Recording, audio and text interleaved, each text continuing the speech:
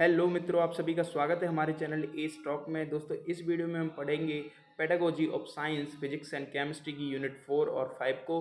दोस्तों, अगर आपने जो पहली वाली वीडियो नहीं देखी है जिसमें मैंने यूनिट 1, 2, 3 को कवर किया है बहुत अच्छे से, उसको एक बार जरूर जाके देखें। उसका लिंक मैंने डिस्क्रिप्शन में डाल दिया है। सो दोस्तों, इस वीडियो में हम डिस्कस करने वाले हैं यूनिट 4 के कुछ मोस्ट इंपोर्टेंट टॉपिक्स और यूनिट 5 के कुछ मोस्ट इंपोर्टेंट टॉपिक्स को। और उसके बाद लगाएंगे इसी वीडियो में दोस्तों कुछ MCQ जो मोस्ट इंपोर्टेंट रहने वाले हैं एग्जाम पॉइंट ऑफ व्यू से।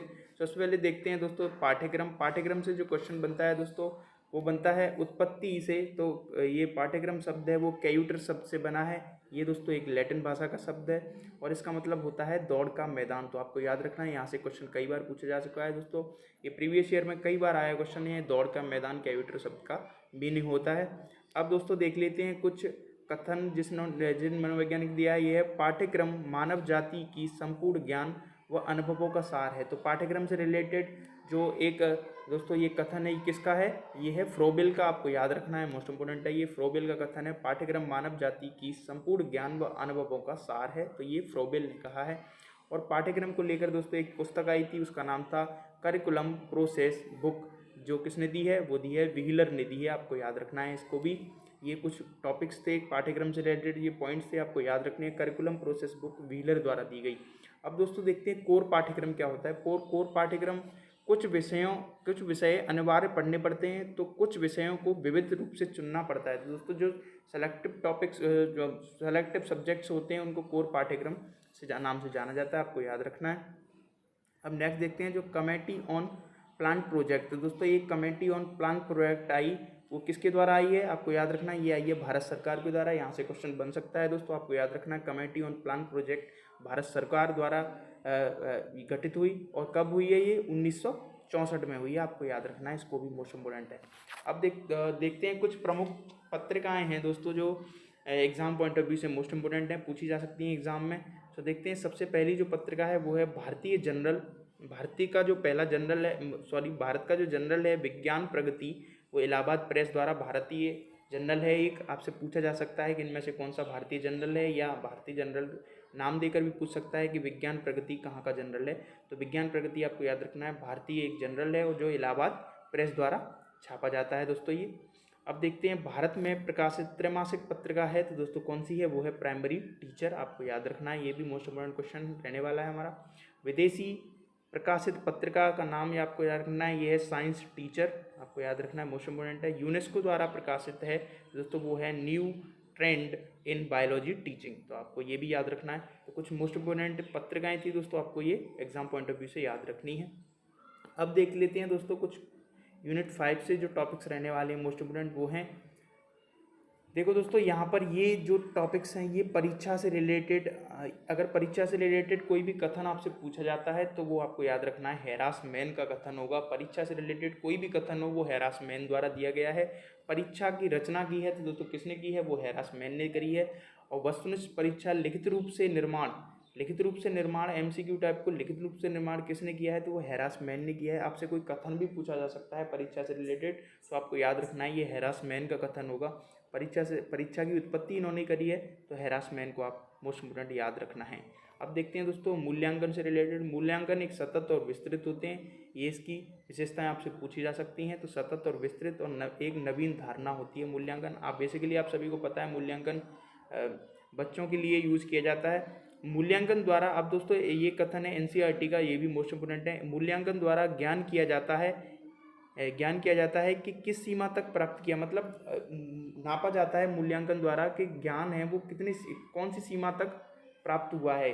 किसी विद्यार्थी का मूल्यांकन करना होगा तो हम मूल्यांकन द्वारा विधि द्वारा हम मूल्यांकन करेंगे। जो NCERT का कथन है। अब नेक्स्ट जो कथन है वो है मूल्यांकन सतत चलने वाली प्रक्रिया है, यह समस्त शिक्षा क्रम का महत्वपूर्ण भाग है। तो दोस्तों ये कोठारी आयोग द्वारा कथन है, आपको याद रखना है। कोठारी आयोग द्वारा मूल्यांकन सतत चलने वाली प्रक्रिया है, यह समस्त शिक्षा क्रम का महत्वपूर्ण भाग है। अब देखते हैं दोस्तों उपलब्धि परीक्षा क्या होती है। उपलब्धि परीक्षा होती है जो कुछ पढ़ाया जाता है उसकी उपलब्धि की जांच करना ही उपलब्धि परीक्षा कहलाती है। आपसे पूछा जा सकता है एग्जाम में, सो मैंने इसलिए यहाँ पर डाला है, सो आपको याद होना चाहिए ये भी। अब दोस्तों लगा लेते हैं कुछ MCQ क्वेश्चन जो 4th यूनिट और 5th यूनिट से रिलेटेड हैं।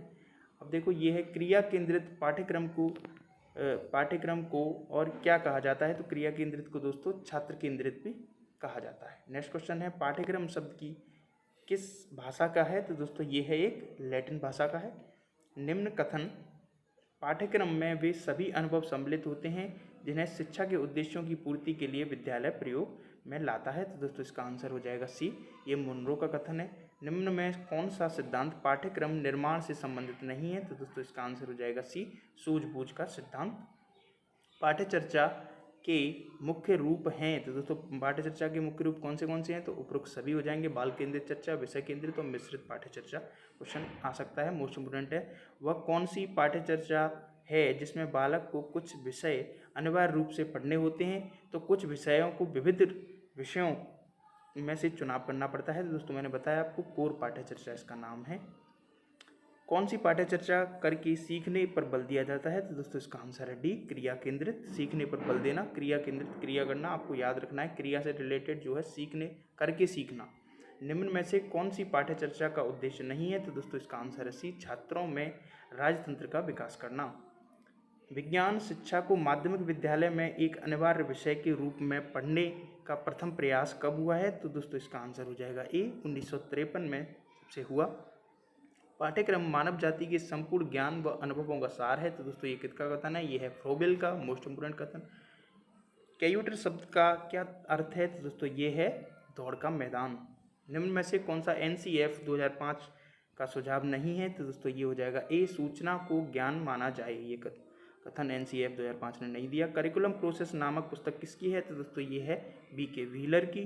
प्राथमिक और माध्यमिक स्तर पर किस पाठ्य चर्चा का निर्माण किया जाता है? तो दोस्तों इसका आंसर हो जाएगा ए, क्रिया केंद्रित पाठ्यचर्चा। फ्रांसिस जे ब्राउन की पुस्तक है। तो दोस्तों इसका आंसर है शैक्षिक समाज विज्ञान। एनसीएफ का पूरा नाम मोस्ट इंपोर्टेंट है दोस्तों, आपको याद रखना है, इसका है बी, नेशनल करिकुलम फ्रेमवर्क। प्राथमिक उपचार बॉक्स के ऊपर दोस्तों कौन सा साइन होता है? तो ये होता है रेड क्रॉस प्लस का चिन्ह। माध्यमिक विद्यालयों में विज्ञान शिक्षण हेतु किस समिति का गठन किया गया? तो दोस्तों इसका आंसर हो जाएगा सी, कमेटी ऑन प्लान प्रोजेक्ट। निम्न में से कौन सा नियम प्रयोगशाला में विद्यार्थियों के लिए आवश्यक नहीं है? तो दोस्तों इसका आंसर हो जाएगा बी, मेज पर अनावश्यक उपकरणों को भीड़ करें। सामान्य भौतिक विज्ञान प्रयोगशाला के लिए कौन सी सामग्री आवश्यक है? तो दोस्तों इसका आंसर हो जाएगा उपरोक्त सभी। प्रत्येक प्रयोगशाला में प्रयोगात्मक कार्यों के लिए सप्ताह में कितना समय विद्यार्थियों को अवश्य दिया जाना चाहिए? तो दोस्तों इसका आंसर हो जाएगा कम से कम 2 पीरियड्स दिए जाने चाहिए। अम्ल द्वारा जले हुए भाग पर किसका घोल लगाना चाहिए? तो दोस्तों इसका आंसर है सोडियम बाइकार्बोनेट का। निम्न कथन किससे सम्मिलित है? विज्ञान को सीखना, विज्ञान को करना है। तो दोस्तों इसका आंसर है सी, कोठारी आयोग। मोस्ट इंपोर्टेंट क्वेश्चन है। निम्न में से कौन सा सुझाव कमेटी ऑन प्लान प्रोजेक्ट समिति द्वारा दिया गया? तो दोस्तों इसका आंसर है डी, ये सारे कमेटी ऑफ प्लान प्रोजेक्ट द्वारा दिए गए हैं। प्राथमिक उपचार बॉक्स में क्या नहीं होना चाहिए? तो दोस्तों ये भी इंपॉर्टेंट है, आपको याद रखना है, इसका आंसर है सी, खिलौना नहीं होना चाहिए। कमेटी ऑन प्लान प्रोजेक्ट नामक समिति का गठन किसके द्वारा किया गया? तो ये दोस्तों भारत सरकार द्वारा हुआ है 1964 में। पदार्थ विज्ञान में प्रायोगिक कार्यों का क्या महत्व है? तो दोस्तों इसका आंसर है डी ऑप्शन, उपरोक्त सभी। निम्न में से कौन सा विज्ञान विद्यालय का प्रारूप है? तो दोस्तों इसका आंसर हो जाएगा सी, ए और बी दोनों, व्याख्यान व सर्वोद्देश्य। कमेटी ऑन प्लान प्रोजेक्ट दोस्तों कब आया? तो 1964 में आया, बी और सर इज करेक्ट। प्रयोगशाला विधि को अनिवार्य करने से शिक्षा के विकास में होने वाले लाभ हैं। तो दोस्तों कौन से लाभ हैं? ये सारे लाभ हैं, तर्क शक्ति विकास, वैज्ञानिक दृष्टिकोण में विकास और सामाजिक विकास। प्रत्येक प्रयोगशाला में कौन कौन होना चाहिए? तो दोस्तों इसका आंसर हो जाएगा D is the correct answer. सर्वप्रथम वस्तुनिष्ठ परीक्षा को लिखित रूप से निर्माण करने किसने किया है? तो दोस्तों इसका आंसर है हैरासमैन। ये परीक्षा से रिलेटेड कोई भी कथन हो दोस्तों, ये हैरासमैन इसका आंसर होगा। परीक्षण की रचना किसके द्वारा करी गई है? तो दोस्तों ये हैरासमैन के द्वारा करी गई है, आपको याद रखना है। किसी छात्र को प्रदर्शन या मूल्यांकन करने का सबसे अच्छा समय कब है? तो इसका आंसर है निर्देशात्मक प्रक्रिया के दौरान। निम्न में से कौन सी प्रविधि मूल्यांकन से संबंधित नहीं है? तो दोस्तों इसका आंसर हो जाएगा सी, याद करना। वर्तमान परीक्षा प्रणाली के रूप नहीं है, तो दोस्तों इसका आंसर हो जाएगा नकल करना, कोई परीक्षा प्रणाली के रूप नहीं है। निम्न में से कौन सा संप्राप्ति परीक्षण का कार्य है? तो दोस्तों इसका आंसर हो जाएगा उपरोक्त सभी, इज राइट आंसर। मूल्यांकन क्या है? तो एक नवीन धारणा है, प्राचीन धारणा है? तो दोस्तों इसका आंसर है ए, ये नवीन धारणा है। परीक्षण का ढांचा तैयार करने के लिए किसका प्रयोग किया जाता है? तो दोस्तों इसका आंसर है ब्लूप्रिंट का। मोस्ट इंपोर्टेंट है, आपको याद रखना है। मूल्यांकन होता है, तो दोस्तों मूल्यांकन क्या होता है? उपरोक्त सभी मूल्य निर्धारण, मापन, ग्रेडिंग। निम्न में से कौन सा निबंधात्मक परीक्षण का गुण नहीं है? तो दोस्तों इसका आंसर हो जाएगा सी, इसमें छात्रों को संपूर्ण पाठ्यक्रम का अध्ययन करना पड़ता है।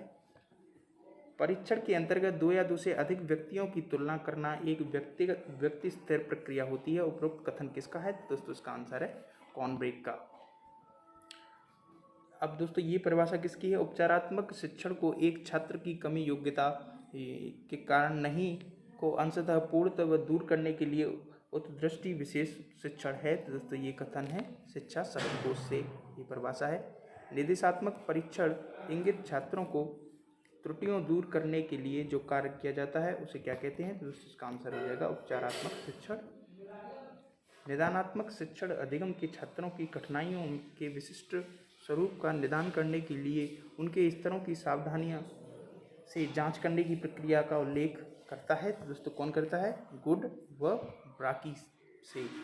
नैदानिक परीक्षण के उद्देश्य हैं, तो नैदानिक परीक्षण का उद्देश्य तो सारे नैदानिक परीक्षण के हैं। पिछड़े बालकों की पहचान करना, पाठ्यक्रम में बाल केंद्रित बनाना व अध्यापन क्रिया में सुधार लाना।